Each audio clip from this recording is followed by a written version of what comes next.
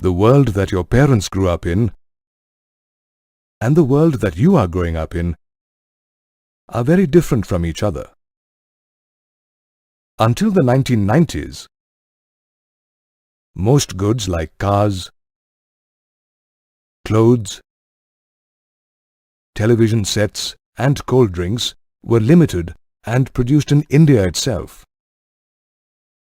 Today, however, there is a wide range of options for the products that you can buy. From clothes to cold drinks, cars to television sets, and almost everything else, the choice is immense. One of the main reasons for such rapid transformation from hardly any choice to wide-ranging availability of the latest models of products is the coming together or the integration of production, trade, investment, and markets from different parts of the globe. Behind the integration of production, trade, investment, and markets lay the rise of multinational corporations or MNCs from about the middle of the 20th century. The seeds of such MNCs were sown during colonial times. In the 18th and 19th centuries, companies like the British East India Company and the Dutch East India Company had their headquarters in Europe. Nevertheless, the companies also operated in the colonies in Asia, Africa, and other parts of the world. Even after the rule of the colonies was taken over directly by the mother countries, the link between the colonizers and the colonies remained. However, there was a crucial difference between production then and production by the modern MNCs. Goods were produced largely inside the boundaries of individual countries. Colonies such as India produced raw material as well as foodstuff and exported them to Britain. In return, it imported finished goods from Britain or other European countries. The colonies and the mother country were linked to each other through trade. Production still occurred within the boundaries of a country.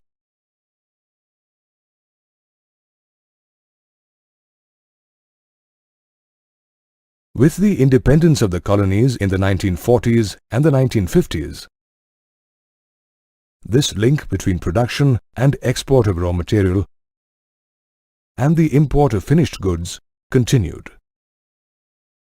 A new type of company, known as the multinational company, arose in the developed nations of North America, Europe, and Japan. They wanted to spread to areas where they could produce their goods cheaply and find markets for them. Countries in Asia, Africa, and Central and South America were the ideal places for these MNCs to set up offices and factories. Labor and other resources were cheap. The markets were large, and the chances of earning profits were huge.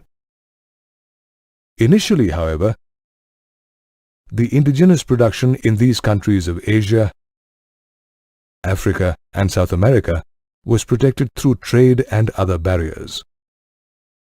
However, most of these countries gradually liberalized their policies, just like it happened in India in the 1990s. After liberalization, MNCs were able to enter Asian, South American, and African countries to exploit their cheap labor and large markets. Thus began a process of globalization, where the MNCs produced and marketed their products globally, often separating the process into small portions. For instance, a company may manufacture its basic components in an area where labor is cheap. It may assemble the goods at another location that is close to the developed markets. And it may have its call centers at a location where English is already a spoken language.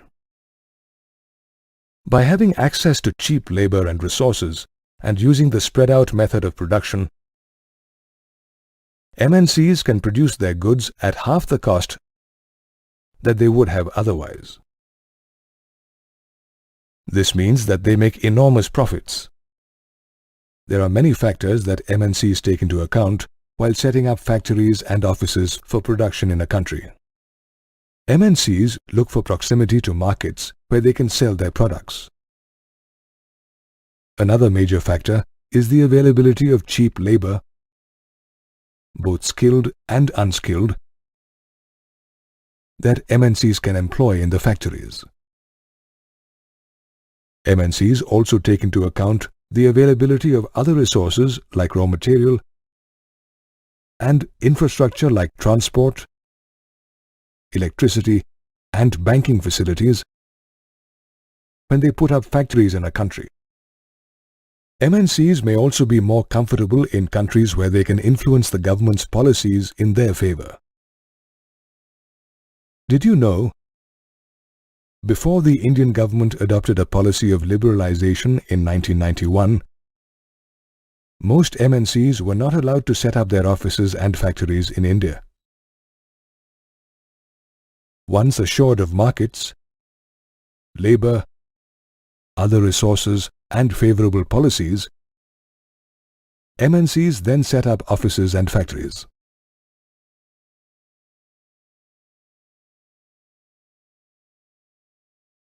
To set up these offices and factories, MNCs buy land, machinery, and other equipment that is required. This is known as foreign investment. MNCs invest in foreign countries because they hope to make profits. MNCs follow several modes of foreign investment in countries like India. MNCs sometimes collaborate with local companies. In such partnerships, MNCs benefit from the local knowledge and contacts of the local company. The local companies, on the other hand, benefit from the investment as well as the latest technology that MNCs bring with them. Another method of foreign investment, more common than partnering, is for MNCs to buy up local companies and spread their control over production and investment. In this manner, MNCs move into and expand the local company's existing production base, contacts, and markets without having to begin from scratch. A third channel that MNCs use for foreign investment is to place orders with small local producers. MNCs invest in small producers who make and supply the products to them, who then sell it under their banner. Globalization has influenced the Indian economy since 1991. Let us review its effect on consumers, producers, and those who work for the global sectors. Consumers have largely benefited from globalization. Producers of goods, in order to be viable, have had to compete with each other to the benefit of the consumers. This has resulted in lower prices and a greater choice of goods. However, consumers who have benefited the most are the well-off urban middle class. Can you imagine why? The well-off sections of society are the ones who can afford to buy the kind of consumer goods that are available in the market today. As a result, their lifestyle has changed dramatically. If we assess the impact of globalization on producers, we find the result to be mixed. Some producers have benefited immensely, while others have suffered at the hands of globalization. MNCs are one set of obvious beneficiaries. They have posted tremendous profits and invested more and more in India in the last 18 years. MNCs' investment and production has largely been in the consumer goods sector like automobiles, electronic items, fast foods, cold drinks and mobiles. Some have also invested in sectors like power or services like banking. MNCs have also benefited as they have been provided accommodation in special economic zones or SEZs with state-of-the-art facilities, a 5-year tax holiday, and flexible labor laws in their favor.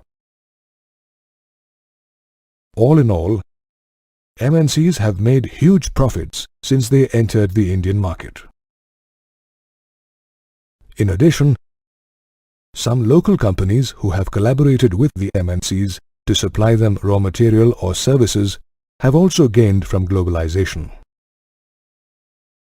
People who have found employment with MNCs or their allies have also obviously gained from globalization.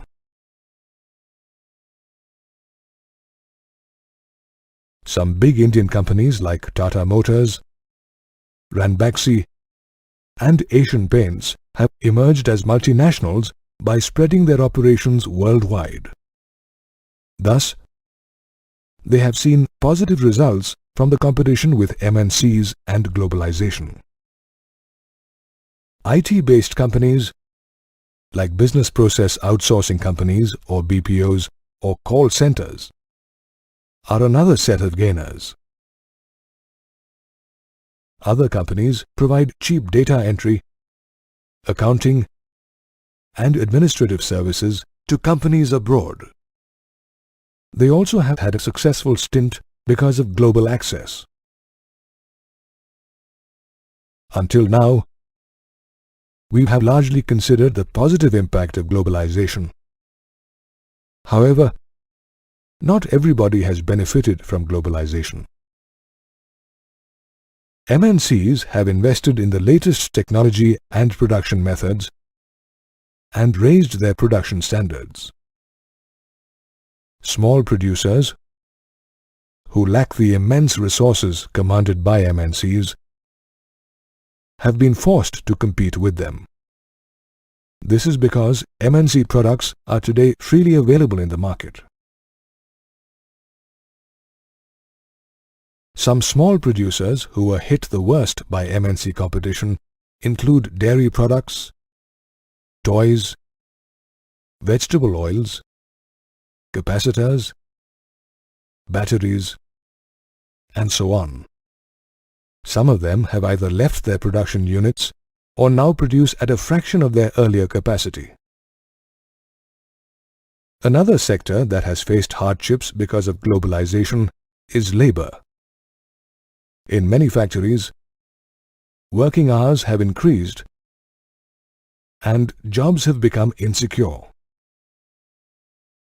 MNCs often employ labor on a temporary basis. They have lost legal protection because labor laws have been liberalized in favor of the MNCs and big companies. Laborers in most companies have to work overtime to earn their livelihood, while the MNCs are making huge profits by reducing labor costs. Globalization and competition have benefited consumers, MNCs, their suppliers and allies, and big Indian companies. Nevertheless, they have also made employment uncertain and put small-scale enterprises in some difficulty. As we have seen in earlier modules, the fruits of globalization have been unevenly distributed. Those who have the means, be they in terms of education, wealth or skill, have benefited the most from globalization. They include well-off consumers, MNCs, their suppliers and employees, big Indian companies, IT-enabled industries like call centers, and so on. Did you know Belgium, Austria, and Sweden are counted as the most globalized countries in the world? People who are not so educated, wealthy, or skilled in some profession, or those who have had to compete with MNCs, have not fared so well because of globalization. Those who have suffered because of globalization include small-scale producers and labor. This uneven distribution of benefits leads to the question about what can be done to make globalization fairer so that all sections can benefit from it. The government can certainly play a positive role to ensure that the benefits of globalization are indeed global and not restricted to a few. The government can formulate labor laws that are effective and watertight and ensure that the rights of workers are protected. The government can also have policies that protect the interests of the small producers against the MNCs. These protectionist measures can be withdrawn once the small producers are strong enough to stand on their own feet. Till then, the government can support their small production units. The government can also erect some barriers to protect the domestic economy from foreign trade and unfair competition from developed countries. The government can align with other developing countries to negotiate with WTO to impose trade restrictions like imposition of tariff and quotas wherever required. However, more and more people are coming to realize that it is not the responsibility of the government alone to formulate policies and negotiate to protect the rights of its small producers and laborers. In the past few years, people from various walks of life, including students, teachers, workers, small producers and professionals, have come together. Did you know the World Social Forum is a forum that meets periodically to highlight the problems that the common people face as a result of globalization? It met at Mumbai in 2004. Demonstrations are common against the unfair trade policies that are often encouraged in the name of globalization. Such demonstrations have even managed to influence some changes in the WTO's policies regarding free trade. It is time to move forward to achieve a fair globalization for all. The government's policies, as well as the people's initiative, are required to achieve such a globalization. Since the 1970s and 1980s, there has been a great rise in foreign investment, production and trade, especially by multinational companies or MNCs. MNCs have established themselves and invested heavily in areas where they can produce their goods cheaply. The rise of MNCs has thus meant a substantial integration and increase in the amount of goods produced and marketed between various countries. This integration of production and markets across countries is known as globalization. Some of the factors that have facilitated such globalization are the rapid development of technology, liberalization of policies, the role of organizations like the World Trade Organization or WTO, and the establishment of special economic zones or SEZs. There have been rapid strides in technology, especially in the fields of transportation, information and communication in recent years. The means of transport are more abundant. Goods carriers are faster and are able to carry higher volumes of goods across greater distances. This means that bulk goods produced by MNCs can be exported faster at lower costs.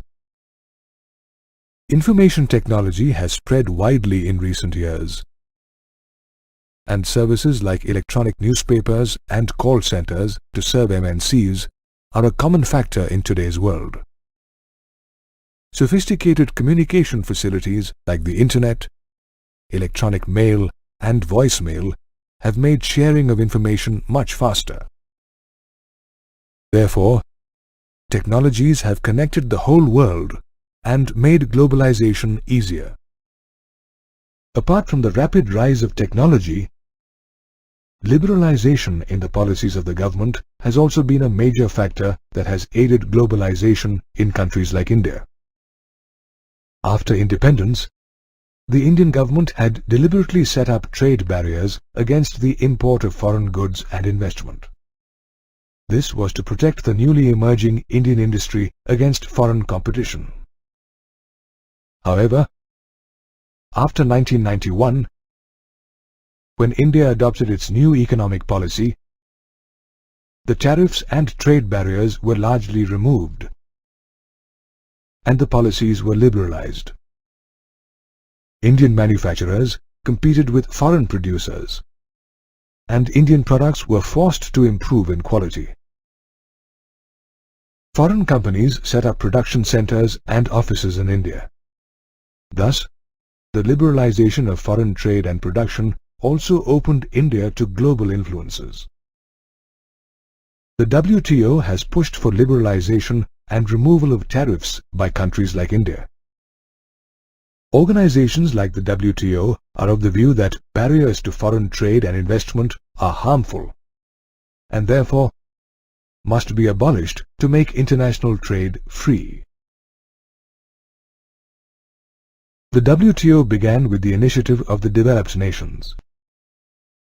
With 153 member states in 2008, it establishes rules regarding international trade and often favors the developed nations in its policies. Did you know? The WTO was formed in 1995 in Geneva, Switzerland. Its official languages are English, French, and Spanish, and in 2008, the WTO had an official budget that amounted to 180 million Swiss francs, which is approximately 163 million US dollars. It has a staff of 625 members. The WTO Director General is Pascal Lamy. It has been observed that developed countries often retain trade barriers and subsidize agricultural production. On the other hand, WTO frequently pressurizes developing countries to follow liberal policies on foreign trade. Hence, the WTO has been instrumental in pushing free trade and liberalization policies in countries like India. In this manner, it has aided globalization. To attract foreign global investment, the Indian government has set up various special economic zones or SEZs. Did you know? Special economic zones were first set up in China in the 1980s. Among the most successful of the Chinese SEZs is Shenzhen, which developed from a small village into a city with a population of over 10 million within 20 years. The SEZs are provided world-standard facilities like uninterrupted electricity and water supply, good road access, transport, storage, and recreational and educational facilities. The companies that establish offices in SEZs also get tax exemption for 5 years. The government has also undertaken certain other measures to attract foreign investment and aid further globalization. For instance, labor laws have been made flexible to enable foreign companies to reduce labor cost and make higher profits.